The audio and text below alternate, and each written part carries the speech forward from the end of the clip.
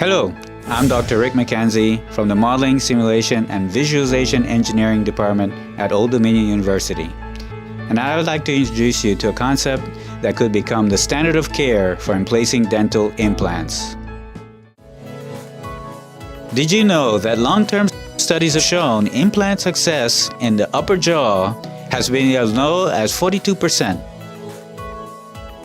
Implant failure can be caused by several things, including poor spacing and orientation of the implant, as well as bone cell death resulting from overheating while preparing the site of the implant. Site preparation means drilling a hole in the jawbone where the implant will be placed. These problems of placement and overheating can be solved by utilizing automated robotic implant site preparation instead of drilling these holes manually. This is a technology I would like to introduce. The key is to utilize two unique concepts: active and passive robotic arms collocation and virtual fixtures. The collocated robotic arms include an active robot, like this Mitsubishi Melfa robot, and a passive coordinate measuring machine, or CMM. The CMM is used to both register the patient into the operating space of the active robot and to identify the ex vivo virtual fixtures for patient safety.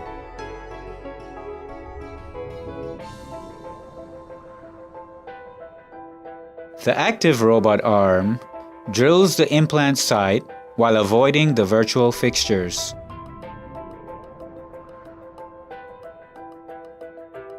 Virtual fixtures are essentially no-go areas for the robot under both in vivo and ex vivo. The in vivo virtual fixtures are placed around the sinus cavities and mandibular nerve of the patient to establish the in vivo no-go areas for the robot. Let's take a look at the use of the system from start to finish. First, the patient goes into the general dentist's office and fiducials are glued onto the teeth of the patient, and then the patient is scanned using a cone beam CT examination. We utilize planning software to read in the CT data and generate models of the patient's jawbone along with the fiducials. The planning software then utilizes these models to allow the dentist to determine what type of implant and where the implant will be placed in the patient's jawbone. This also establishes the internal or in vivo virtual fixtures. The patient returns to the doctor's office to receive his new implant. First, a head fixation is applied to the patient's head. Then, a brace is placed in the patient's mouth to not only keep the mouth open, but also to keep steady the lower jaw with respect to the upper jawbone. Then, the CMM device is utilized to register the patient to the operating space of the robot by touching the stylus to the fiducials in the patient's mouth.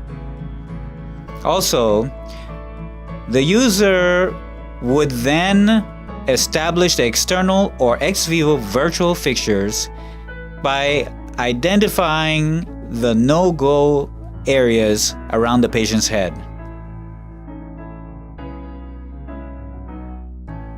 The robot then follows a milling sequence that conforms to the shape of the implant into the patient's jawbone until the site is completely prepared and ready for the emplacement of the implant.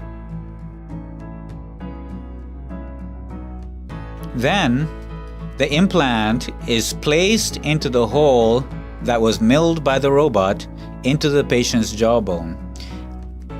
The implant is either screwed in or pressed to fit.